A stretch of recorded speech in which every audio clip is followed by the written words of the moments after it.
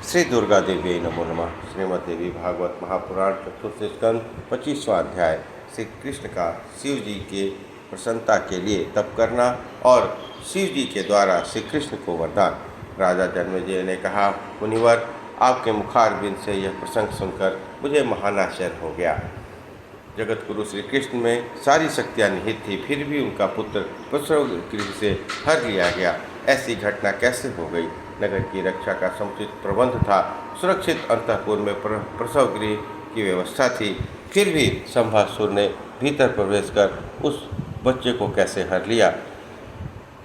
सत्यवती नंदन व्यास जी, इसका जो कारण है वह स्पष्ट बताने की कृपा कीजिए। व्यास जी कहते हैं, राजन, माया में अनुपम शक्ति है। मानव को मूढ़ बना देना इसका स्वाभाविक गुण है। लोग इसे सांभवी कहते हैं। जगत में कौन ऐसा है जो इसके प्रभाव में ना आया हो।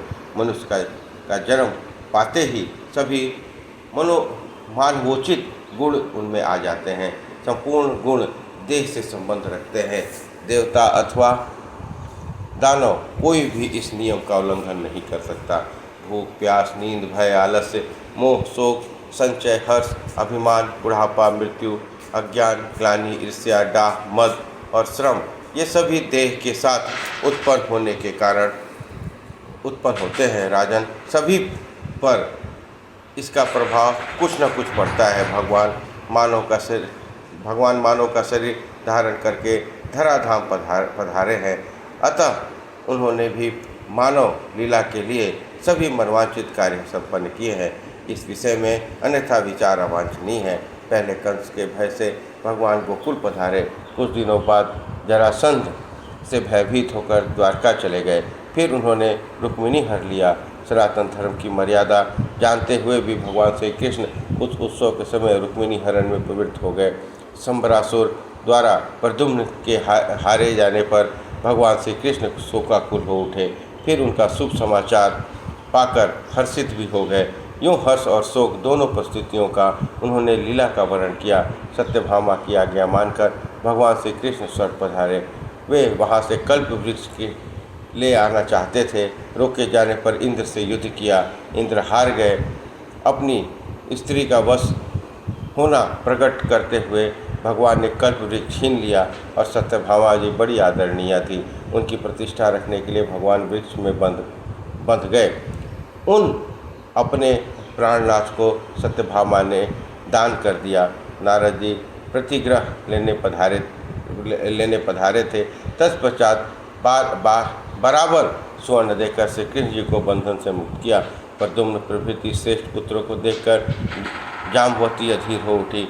भगवान श्री कृष्ण से कहा, प्रभु, मुझे भी सुयोग्य पुत्र प्रदान करने की कृपा करें।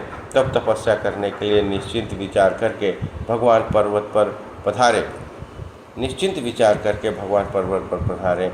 वे उस पर्वत पर गए जहाँ परम तपस्वी शिवभक्त उपमन्यु जी विराजमान थे। पुत्राभिलाषी भगवान श्री कृष्ण ने उन महाभाग मुनि को गुरु बनाकर उनसे शैवी दीक्षा ग्रहण की और वहीं रहकर कठिन तपस्या प्रारंभ कर दी। भक्तिपूर्वक तपस्या करने पर छठे महीने में भगवान शंकर प्रसन्न हो गए। सौम्य वेश में पधार कर उन्होंने साक्षात दर्शन दिए। उस समय द्वितीया के चंद्रमा को मस्तक पर धारण किए हुए भूत भावन भगवान शंकर बैल की सवारी पर वहाँ पधारे थे। भगवान शंकर ने महामना श्री कृष्ण को संबोधित करते हुए कहा, यदुकुल को आनंदित करने वाले महामते श्री कृष्ण, मैं तुम्हारी उत्तम तपस्या से प्रसन्न हो गया हूँ। तुम अभिलाषित वर मांग लो, मैं देने को तैयार हूँ। मेरा सामने आ जाना संपूर्ण कामनाओं की सिद्धि का सूचक है। अब कोई भी मनोरथ शेष नहीं रह गया है। व्यास जी कहते हैं, अत्यंत प्रसन्न होकर सामने पधारे हुए उन भगवान शंकर को देखकर देवकी नंदन महाभाग श्री कृष्ण दंड की भांति उनके चरणों पर प्रेमपूर्वक पड़ गए। फिर मेघ के समान गंभीर वाणी से उन्होंने भगवान शंकर की स्तुति की। व्यास कहते हैं, भगवान श्री कृष्ण अपना मनोभाव व्यक्त कर रहे थे। अभी बात समाप्त ही नहीं हुई थी कि भगवान शंकर ने उत्तर देना आरंभ कर दिया। शत्रुसूदन, श्री कृष्ण, तुम्हारे बहुत से पुत्र होंगे, 16,050 तुम्हारी स्त्रियां होंगी, प्रत्येक स्त्री से 10-10 बालक होंगे, उसमें असीम बल होगा। यूँ कहकर प्रिय दर्शन भगवान शंकर चुप हो गए। महाभाग श्री कृष्ण हाथ जोड़े खड़े थे। भगवती पार्वती उनसे कहने लगी, महाबाहु श्री कृष्ण, तुम जगत में मानव के सिरमौर बनकर तुम विराजमान रहोगे। उच्च श्रेणी की गृहस्थी में तुम्हारा वास होगा। जनार्दन 100 वर्षों तक सुखमय जीवन व्यतीत करने के पश्चात ब्राह्मण एवं गंधारी के हिसाब से तुम्हारे कुल का संहार हो जाएगा। साप के प्रभाव से विवेक नष्ट हो जाने के कारण तुम्हारे सभी पुत्र समणालय में उपस्थित होकर आपस में ही लड़कर मर मिटेंगे। साथ ही अन्य संपूर्ण यादों की सत्ता भी नष्ट हो जाएगी। तुम भी अपने भाई बलराम के साथ अपने धाम में पधार जाओगे। प्रभु, इस आगे का कार्यक्रम पहले से ही निर्धारित है, इस विषय को लेकर अभी चिंतित नहीं होना चाहिए, व्यास जी कहते हैं। इस प्रकार कहकर भगवान शंकर उमा एवं देववृंद के साथ अंतर्ध्यान हो गए। भगवान श्री कृष्ण ने भी मुनिवर उपमन्यु को प्रणाम करके द्वारका के लिए प्रस्थान किया। माया परब्रह्म स्वरूपिणी है। इन भगवती योग माया के हृदय में कभी विषमता एवं निर्दयता की बीज अंकुरित नहीं हो पाता। प्राणियों की रक्षा के लिए उनके सारे प्रयत्न निरंतर चालू रहते हैं। यदि इस चराचर जगत की सृष्टि करने में ये आलस्य कर जाए तो सारा संसार जड़ बन जाएगा। अतएव भगवती योग माया संसारी प्राणियों पर कृपा करके ही उसकी रचना करती हैं और उन्हें कर्मशील बनाने के लिए उत्तेजित करने का निरंतर संग्रह करती हैं। देवता और दानव सभी पर माया की गहरी छाप पड़ी है। सभी उसकी अधीनता में रहकर व्यवहार करते हैं। केवल एक भगवती भुवनेश्वरी ही ऐसी हैं जिन पर किसी का शासन लागू नहीं होता, स्वच्छंदता पूर्वक इनका विचरण होता है। अतएव राजन, साम्यक प्रकार से उन भगवती महेश्वरी की ही उपासना करनी चाहिए। त्रिलोकी में उससे बढ़कर श्रेष्ठ देवता दूसरा कोई नहीं है। उन परब्रह्म स्वरूपिणी भगवती के चरणों में निरंतर ध्यान लगा रहे, वहीं जीवन की सफलता है। मुझे इस कुल में जन्म लेने का अवसर न मिले जहाँ भगवती भुवनेश्वरी की उपासना न होती हो। मैं उन परब्रह्म स्वरूपिणी भगवती भुवनेश्वरी का ही अंश हूँ, न कि दूसरा कोई।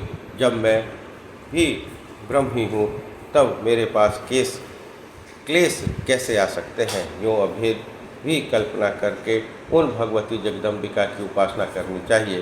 गुरु के मुखारविंद से अथवा वेदांत के श्रवण से इस विषय को परिपूर्ण से जान लेना परम आवश्यक है। फिर तुमको एकाग्र करके उन परब्रह्म स्वरूपिणी भगवती जगदम्बा के चिंतन में निरंतर तत्पर हो जाए।